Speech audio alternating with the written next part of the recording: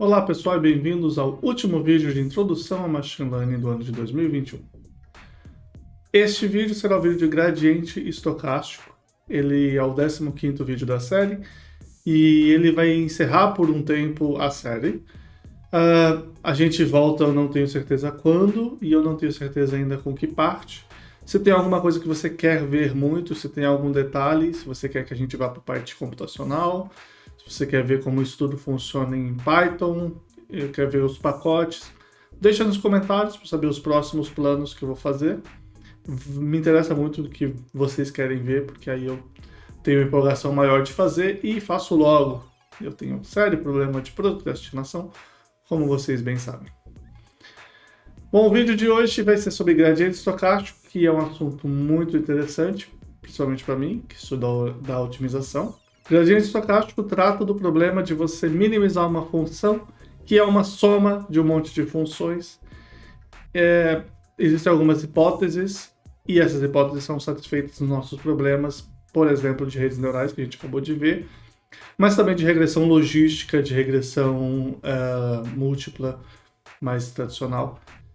Então, é uma maneira muito mais fácil de você resolver o problema, mais barata, digamos, e é essencial quando você tem uma quantidade muito grande de dados, tá? Por exemplo, quando você tem Big Data e você não consegue chamar todos os dados, ou você levaria muito tempo chamando todos os dados, você fazer alguma coisa estocástica ajuda demais, te dá um resultado muito bom, muito rápido. Rápido relativo, claro, ao tempo que você levaria. Pode ser que ele continue demorando um tempo, mas isso são detalhes específicos do problema. Vamos ao método. Então, o gradiente estocástico é mais especificamente uma coisa de otimização, uma coisa mais detalhista, é mais sobre como eu resolvo o problema, mas se você estiver entrando um pouco mais na área, é importante pelo menos você saber do que as pessoas estão falando, ainda que você muito provavelmente não vai implementar o seu próprio gradiente estocástico. Às vezes você acaba vendo o método ou você tem que fazer alguma modificação e é importante você saber alguns termos que aparecem, tá? Então vamos lá. Eu vou usar nesse exemplo aqui, que é um exemplo muito básico que eu quero fazer visualmente, eu vou usar um modelo beta 0 mais beta 1x, que é um modelo linear, ou seja, estou fazendo regressão linear, uma variável. O problema que a gente tinha definido lá atrás é minimizar este L de beta aqui. Eu vou dar mais um zoom, se ficar ruim eu volto. Tá bom? Eu vou minimizar esse Lão de beta, que é a soma total dos erros, yi menos hbeta de xi. Note que eu já deixei como hbeta, então já estou generalizando para regressão múltipla, já continua valendo. Mas nos nossos exemplos vai ser aqui.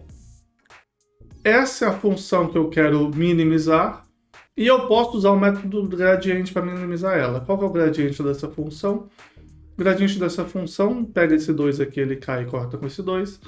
Aqui tem um menos, então muda a ordem. E a derivada do hbeta, no caso do modelo linear, é o vetor 1 e x. Esse x poderia ser um vetor, ainda vale, para o caso de regressão múltipla. Então, esse é o problema. Eu vou calcular esse gradiente passando por todos os dados. Se eu estiver trabalhando com um conjunto de dados que tem 100 mil indivíduos, eu estou fazendo uma soma de todos os 100 mil indivíduos, vendo a contribuição de todos eles. E o problema é que o método do gradiente é ruim.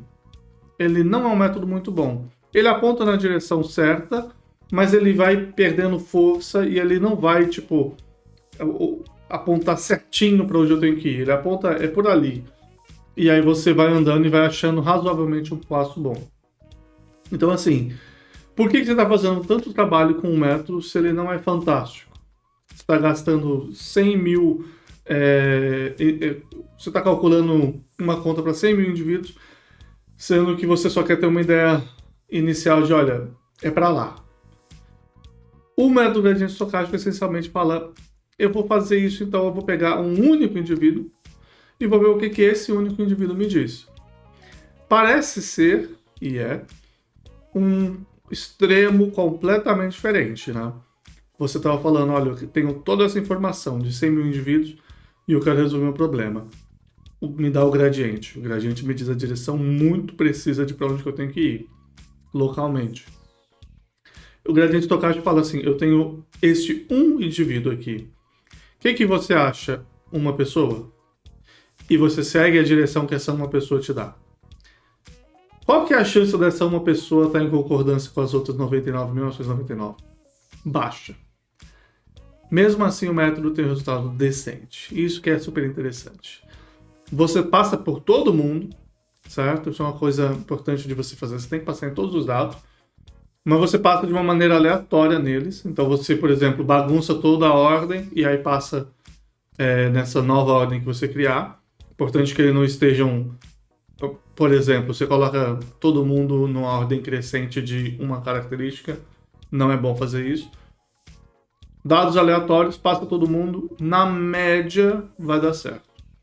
E quando eu falo na média, eu estou falando estatisticamente, tá? Você está falando aqui, você tem esse gradiente e você fala sobre esperança. A esperança de probabilidade, não esperança disso aqui.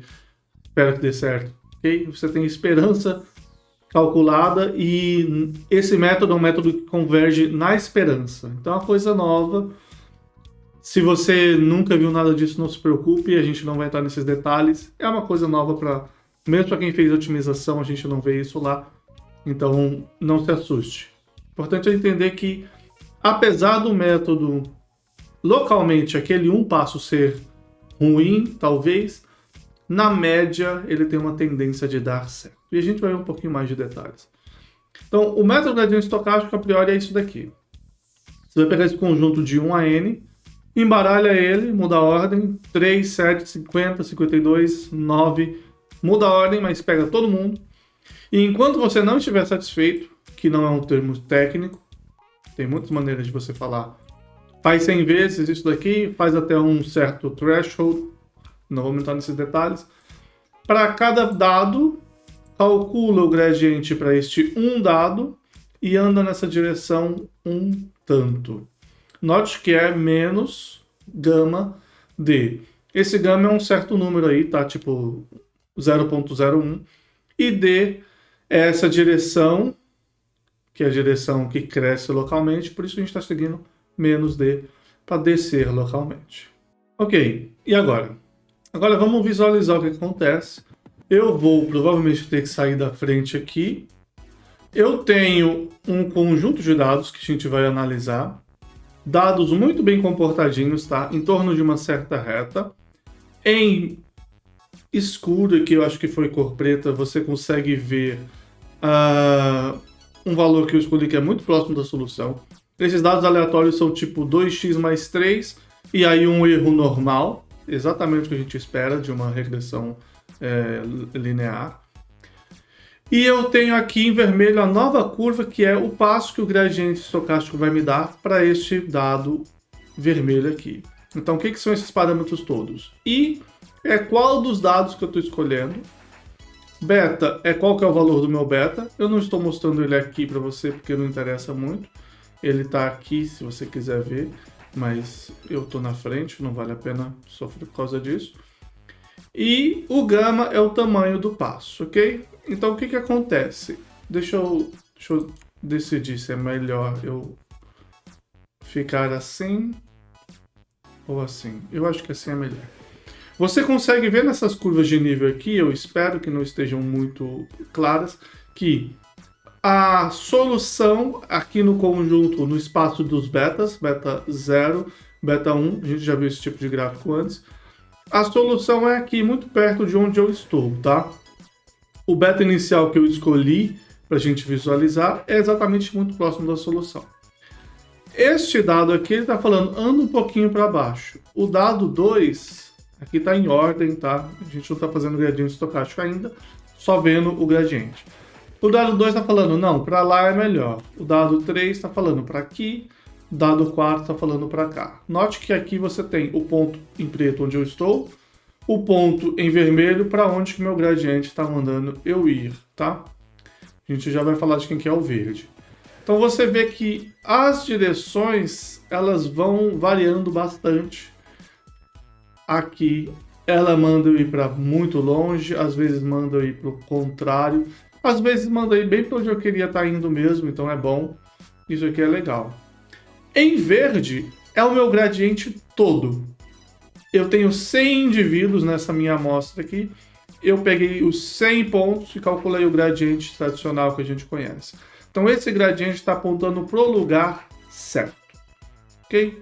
Ou seja, quanto mais próximo de estar apontando para a direção do gradiente, melhor é o meu indivíduo.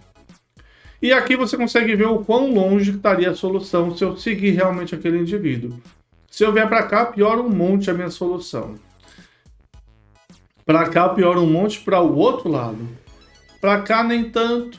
Para cá, ruim. Para cá, ok. E você vê que eu tenho diversos casos. Esse daqui está essencialmente em cima. Obviamente, quanto mais próximo de estar já em cima da solução, melhor vai ser a minha sugestão de mudança, né? E você consegue ver que tem de tudo, ok? Então, por que eu estou falando que o gradiente estocástico é uma escolha decente? Porque o que acontece se você não estiver na solução? E se você estivesse na solução, seria tudo muito fácil. Mas e se você estiver num ponto, por exemplo, aqui em cima? Ok? O meu gradiente em verde está mandando eu vir para cá. Aqui ainda é uma coisa muito inclinada, deixa eu pegar ele aqui para baixo, que está longe de tudo. Ok? Minha solução agora sim eu vou dar um zoom out. A minha solução agora, atual, é uma porcaria. Eu estou longe de tudo. O meu gradiente em verde está falando, vem para cá que aqui é bom. E os meus pontos em vermelho estão todos para cá, para cima. Para onde eles mandam eu ir? Todos eles estão mandando eu ir mais ou menos nessa direção. Eles estão falando, aumenta o beta 0, aumenta o beta 0, aumenta o beta 0. Alguns deles falam, aumenta o beta 1 também. Mas todos eles falam, aumenta o beta 0. Tá vendo? Essa que é a graça. Se eu estou longe da solução, o meu gradiente estocástico é gente boa. Qualquer um dos pontos que eu pegar, ele vai me mandar para um lugar decente. Note que esse valor do gama aqui, que é o passo, quanto que eu vou andar, faz muita diferença. Se eu tô aqui, eu vou lá para o outro lado, vai ser uma porcaria para voltar também, tá? Então eu tenho que me preocupar com o tamanho do passo. Então olha só, eu vou fazer agora outra avaliação aqui. Como que vai o método completamente? Eu peguei com essa semente aleatória, randomizei a seleção dos dados, então não sei a ordem que eles vão ser escolhidos, e vou fazer algumas iterações. Uma iteração, na verdade, é 0 iterações. Eu estou começando aqui no ponto 2, 0. Certo? Meu beta inicial é aqui no cantinho. E o gama é o tamanho de passo. Passo uma iteração, andei para cá. Eu vou aumentar um pouco o meu gama para a gente visualizar melhor. E aqui você está vendo a solução que eu encontrei, ok? Então, solução que eu encontrei quando eu chego até o final desse cara. Mais uma iteração, você está vendo ali onde eu estou indo mais para frente, mais uma iteração, mais uma iteração, mais uma iteração e assim por diante. Os pontinhos amarelos que eu estou marcando são os últimos 100 pontos, porque eu vou fazer mais do que 100 iterações, tá? Então, estou mandando todos os pontos, estou marcando todo mundo que eu estou andando. Alguns me mandam para um lugar bom, outros para um lugar não tão bom. Mas eu estou, em geral, me aproximando da solução. Ok?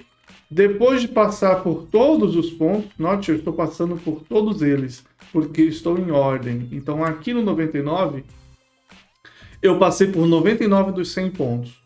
Eu não estou escolhendo cada vez. Eu embaralhei tudo e aí eu vou passar por todos eles. Ok?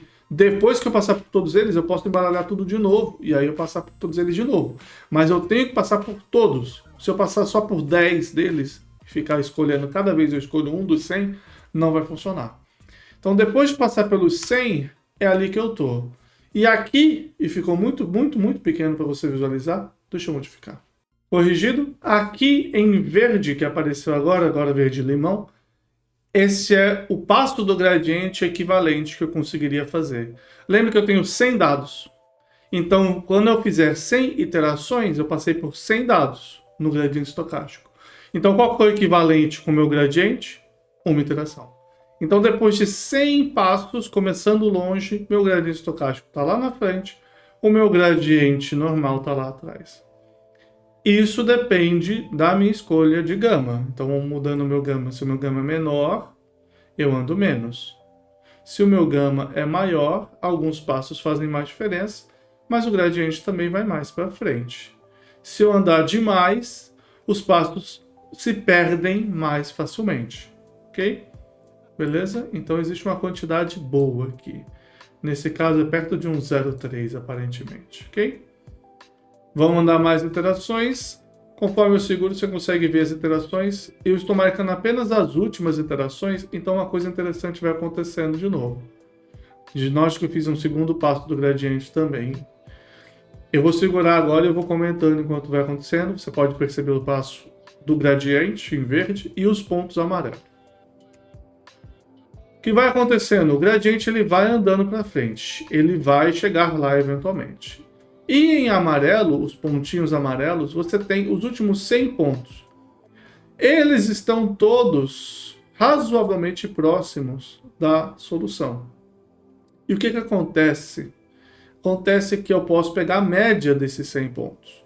Quando eu falo que na média vai estar bom, eu posso literalmente pegar esses 100 pontos e fazer a média dele e ver como que está indo. Tem garantia de que vai ficar bom? Não, eles são bem variados, então assim, obviamente eles vão fugir. Mas eles estão suficientemente próximos da solução. Percebe esse ponto, essa curva preta aqui? Como é que ela está se comportando? Ela se mexe um pouquinho para cima, um pouquinho para baixo, um pouquinho para cima, um pouquinho para baixo, mas ela está ali próxima dos dados, ela não está indo embora, ela não está fugindo, ela está ficando próxima dos dados. Ela vai dar uma solução meio ruim? Vai, mas vai ser uma solução que generaliza bem também. Então é uma maneira de você encontrar um baseline razoável e fácil. E a outra coisa é que a gente está com esse passo aqui, no começo foi bom pegar esse passo grande, mas mais para o final, se eu tivesse um passo menor, de maneira que os meus pontos fiquem mais agregados, seria mais interessante. Olha o que acontece se eu jogar aqui na frente. Meus passos, meus últimos 100 passos, estão essencialmente fazendo um clusterzinho. Então, no começo, um passo grande é bom para andar bastante, e um passo menor no final é mais interessante.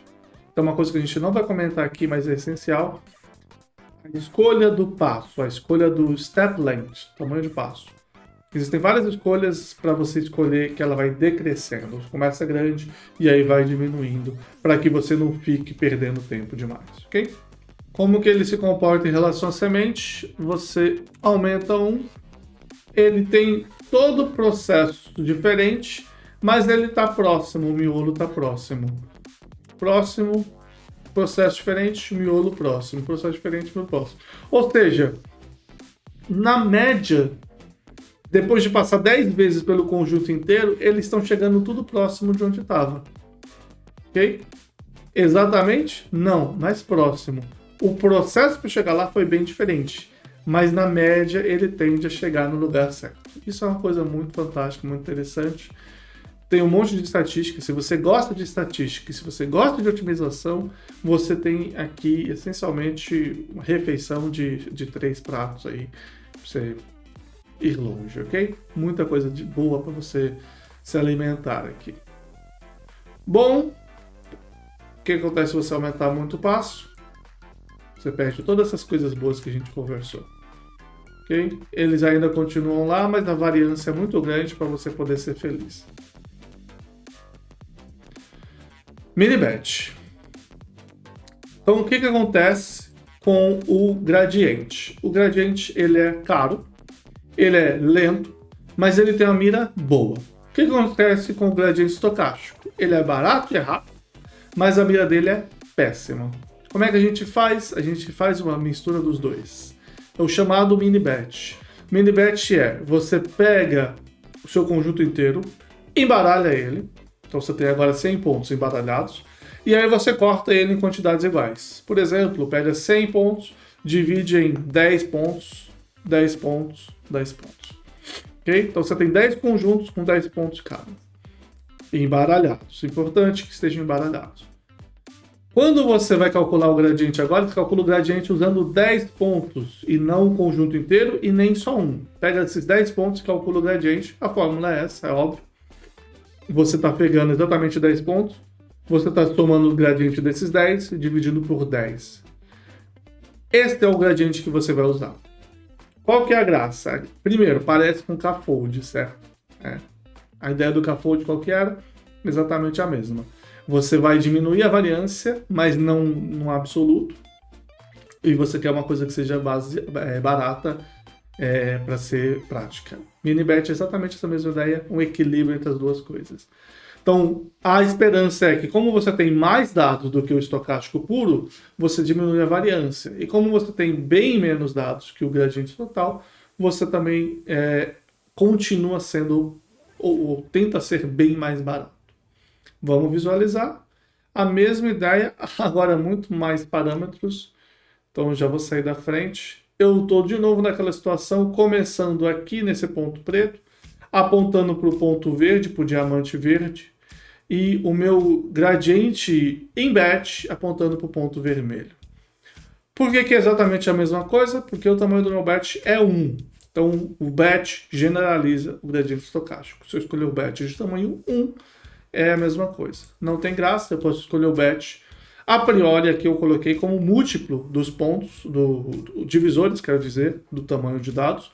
Mas se você tiver um tamanho de dados que não é divisível exatamente por um valor que você queira, é só você pegar um dos conjuntos de tamanho diferente, tá? Por exemplo. Então aqui, se eu utilizar 2 dados, você vê aqui os 2 dados que eu estou escolhendo. Parece pouco. 4, razoável. 5 é uma quantidade legal para o conjunto que a gente tem, 5 de 100. E 10 também, tá? Eu vou mostrar para 5, que eu acho interessante. Depois a gente pode ver para 10. Então aqui é a mesma coisa. Para onde que eu estou apontando? Para o lado errado. Batch, eu tenho 20 batches, então esses 5 pontos apontam para ali, para o lado errado. Esses 5 apontam para o lado certo, esses 5 para o lado certo, esses 5 para o lado certo, mas muito grande. Esse para o lado errado, pouquinho. Lado certo, quase bom tamanho. Lado certo, lado errado pouco, lado certo. Lado errado um pouco, lado certo. Lado errado um pouco. Nesses primeiros casos que a gente viu, a gente achou uma média boa. Não erramos muito, o tamanho foi adequado. O que acontece se eu estiver longe da solução? Cada um dos batches, todos eles apontando para o lado certo, ok? Muito próximo até do gradiente em muitas situações, não todas, porque a gente não tem como garantir, mas apontando para o lado certo. Se o meu batch for maior, com 10, como é que meu gradiente vai ficar? Muito mais próximos do gradiente original, a variância é menor. Se o meu batch for maior, 20 pessoas, como é que eles ficam? Ok, só tenho 5 pessoas. Então, quanto maior o batch, menor a variância, tá? Então, é exatamente isso que você espera. Quanto menor o batch, maior o batch, menor a variância, mas ele também demora mais. A gente não está avaliando o tempo aqui, a gente só está avaliando a qualidade, então está tudo fantástico. O tamanho de passo faz pouca diferença aqui, mas eu vou deixar aqui, se você quiser brincar com esse notebook, ele vai estar online no link na descrição, github.com/abelsiqueira/intro-a-ml, ok? Vamos ver o exemplo de execução, que é para isso que a gente veio.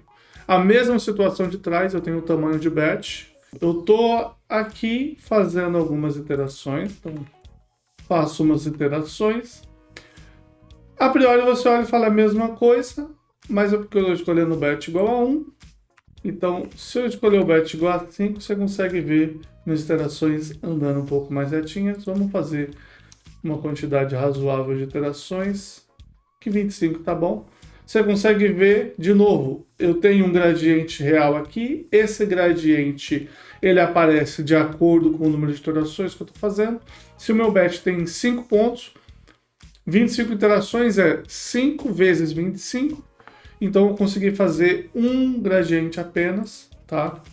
Você subir isso daqui para 50, 40 na verdade.